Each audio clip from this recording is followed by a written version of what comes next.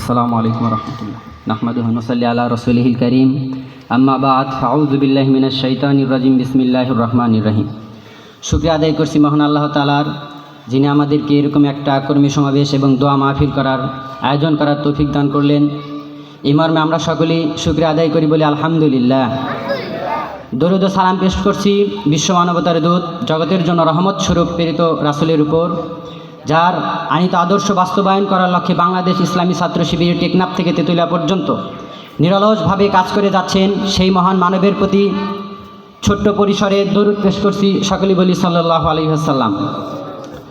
সদ্য স্বাধীন হওয়া এই দেশের জন্য যে সকল ভাইরা শহীদ হয়েছেন, সেই সকল শহীদ ভাইদের জন্য দোয়া করি আল্লাহ তাআলা তাদেরকে যেন শহীদের সর্বোচ্চ মর্যাদা দান করেন। আর যে সকল ভাইরা পঙ্গুত্বকে বরণ করে নিয়েছেন, অসুস্থ হয়ে এখন পর্যন্ত হসপিটালের বেডে শুয়ে আছেন, সে সকল ভাইদের জন্য দোয়া করি আল্লাহ তাআলা তাদেরকে যেন দ্রুত সুস্থতা দান করেন। সকলে বলে আমিন। এই যে আজকে আমাদের এই সমাবেশ, বিগত 16টি বছরের মধ্যে আমাদের জেনারেশন এরকম কোনো সমাবেশ পাবলিক প্লেসে সংগঠনের নাম উচ্চারণ করে দীর্ঘ সময় ধরে করতে পারেনি। কেন করতে পারেনি আপনারা অনেকেই জানেন। এই অবৈধ স্বৈরাচারী সরকার বাংলাদেশ জামাত ইসলামী ছাত্র শিবিরের উপরে যে নির্মমভাবে অত্যাচার, নির্যাতন, জুলুম, খুন এমনকি ফাঁসি পর্যন্ত দিয়েছে। এই স্বৈরাচারী সরকার আমাদের সংগঠনের উপরে যেরকম অত্যাচার করেছে, এরকম অত্যাচার অন্য কোনো সংগঠনের উপরে করেননি। আমরা যে আল্লাহ তাআলা এরকম পরিবেশ আমাদেরকে দান করেছেন, এই জন্য আবারও শুকরিয়া আদায় করি আলহামদুলিল্লাহ। আমরা স্বাধীনভাবে কথা বলতে পারছি, স্বাধীনভাবে চলতে পারছি। এই স্বাধীনতা নিয়েও একদল মানুষের ভিন্ন রকমের কথা বলে, আগেই নাকি ভালো ছিলেন। আসলে যারা বলে আগেই ভালো ছিলেন, তাদের উদ্দেশ্যে বলতে চাই, এই স্বৈরাচারী সরকারের আয়নাগর সম্পর্কে যারা জানেন, 2013 সালের শাপলা চত্বরের গণহত্যা সম্পর্কে যারা জানেন, যারা পিলখানার পরিকল্পিত হত্যাকাণ্ড সম্পর্কে জানেন, যারা 2024 সালের গণহত্যা সম্পর্কে জানেন এবং নিজ চোখে দেখেছেন, যারা এই দেশের হাজার হাজার কোটি টাকা ঋণ সম্পর্কে জানার পরেও বলেন আগেই ভালো ছিলেন, স্পষ্টভাবে বলতে চাই তারা এই দেশের স্বাধীনতা বিরোধী। সম্মানিত ভাইরা আমার, এদেশের ছাত্র সমাজ জেনে গেছে, এদেশের ছাত্র সমাজ জেগে উঠেছে। প্রত্যেকটা সেক্টরে, প্রত্যেকটা জায়গায় দুর্নীতি, ঘুষ প্রচলন চালু করে দিয়েছিল এদেশের অবৈধ সরকার। আজকের এই ছাত্র সমাজ সেগুলোকে লুট করে দিয়েছে, সেগুলোকে ধ্বংস করে দিয়েছে। আপনারা জানেন, কালকে সচিবালয় ঘেরাও করেছিল আনসার বাহিনীরা। তাদের দাবি মানার পরেও আমাদের কেন্দ্রীয় সমন্বয়কদেরকে আটক করে রাখা হয়েছিল। তাদের আহ্বানে এদেশের ছাত্র সমাজ সেখানে যে মাত্র 7 মিনিটের মাথায় সচিবালয় ক্লিয়ার করে ফেলে দিয়েছে।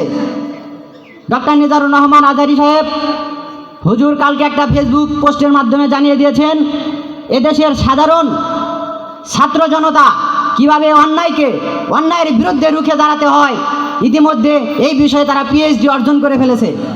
সম্মানিত ভাইরা আমার, আপনারা হয়তো জানেন, কেউ কেউ জানেন না, সোনগাছাতে আমরা 33 সদস্যের একটা কমিটি গঠন করেছি। যদি কোনো ওয়ার্ডে, যদি কোনো জায়গায় দুর্নীতি হয়, যদি চোরাকারবারি হয়, যদি কোনো অপকর্ম হয়, সাধারণ ছাত্রদের জানাবেন, আমাদেরকে জানাবেন, আমরা তৎক্ষণাৎ ব্যবস্থা গ্রহণ করবেন ইনশাআল্লাহ। সম্মানিত ভাইরা আমার, আপনারা বাংলাদেশ ইসলামী ছাত্র শিবির সম্পর্কে অনেক নেগেটিভ চিন্তাভাবনা রাখেন। এই স্বৈরাচারী সরকার বিভিন্ন অপকর্ম করে ছাত্র শিবিরের নাম বলে চালিয়ে দিয়েছে। অনেকেই জানেন, ছাত্র শিবির রক কাটে, গলা কাটে, ছাত্র শিবির খারাপ। আমি অল্প কিছু সময়ের মধ্যে বাংলাদেশ ইসলামী ছাত্র শিবির সম্পর্কে প্রাথমিক ধারণা দেওয়ার চেষ্টা করব ইনশাল্লাহ। বাংলাদেশ ইসলামী ছাত্র শিবির অন্যান্য সংগঠনের ন্যায় শুধুমাত্র একটি সংগঠন নয়, এটা একটা প্রতিষ্ঠান। ছাত্রলীগ বলেন, ছাত্র দল বলেন, এদের সাথে চলাফেরা করবেন। 2-1টা দিন মিছিল মিটিংয়ে যাবেন, আপনি বলতে পারবেন আমি ছাত্রলীগ অথবা ছাত্র দল, এটা স্বাভাবিক। কিন্তু ভাইরা আমার, আপনি ছাত্র শিবিরের ভাইদের সাথে ওঠা বসা করবেন, দু একটা প্রোগ্রামে যাবেন, এর মাধ্যমে আপনি বলতে পারবেন না আমি ছাত্র শিবিরের কর্মী। এটা সম্পূর্ণ অসম্ভব। কেননা এটা একটা প্রতিষ্ঠান। যেরকমভাবে স্কুলে, মাদ্রাসায়, কলেজে, ইউনিভার্সিটিতে 1 বছরের জন্য 10 থেকে 15টা বই দেওয়া হয়, পড়া শেষে পরীক্ষার মাধ্যমে এক ক্লাস থেকে অন্য ক্লাসে উত্তীর্ণ করা হয়। বাংলাদেশ ইসলামী ছাত্র শিবির তেমনি একটা প্রতিষ্ঠান। আপনি সমর্থক থেকে কর্মী হবেন, কর্মী থেকে সাথী হবেন, সাথী থেকে সদস্য হবেন। একজন সমর্থক থেকে 1 মাসের মধ্যে যদি কর্মী হতে চায় তাহলে তাকে প্রায় 11টা বই অধ্যয়ন করতে হবে। ইসলামী সম্পর্কে প্রাথমিক জ্ঞান অন্বেষণ করতে হবে। নামাজ, রোজা, এরপরে সাংগঠনিক কাজ, দাওয়াতি কাজ, কোরআন তেলাওয়াত, হাদিস তেলাওয়াত অধ্যয়ন করতে হবে প্রতিনিয়ত। এরপরে দায়িত্বশীল ভাইরা তার কন্ট্যাক্ট নেবে, তিনি যদি কর্মী হওয়ার উপযুক্ত হন তবেই তাকে কর্মী ঘোষণা করবে। সম্মানিত ভাইরা আমার, এই কর্মী থেকে যে সাথী হবে, সাথী হতে তার মিনিমাম 35 থেকে 40টা বই অধ্যয়ন করতে হবে। 90 দিনের রিপোর্ট রাখতে হবে। একদিনে 5 ওয়াক্ত সালাত, 5 ওয়াক্ত ফরজ সালাত 90 দিনে হয় 450 ওয়াক্ত। যদি এই 90 দিনে 1 ওয়াক্ত সালাত না পড়ে ইচ্ছাকৃতভাবে বাদ দেয়, তিনি কখনো এই সংগঠনের সাথী হতে পারেন না। সম্মানিত ভাইরা আমার, এই সংগঠনের সর্বোচ্চ মান হচ্ছে সদস্য।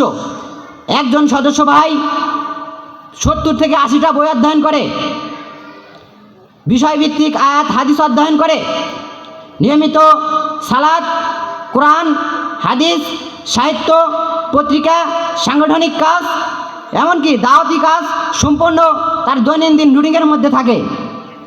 তাকে পরীক্ষা দিতে হয়।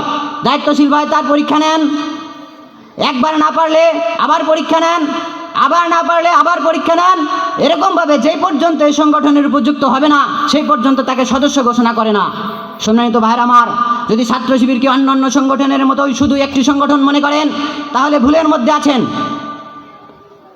আমাদের এই সংগঠনের আহ্বান, আমাদের এই সংগঠনের একজন সাথী অথবা সদস্যের বৈশিষ্ট্য সম্পর্কে আপনাকে অবগত করব।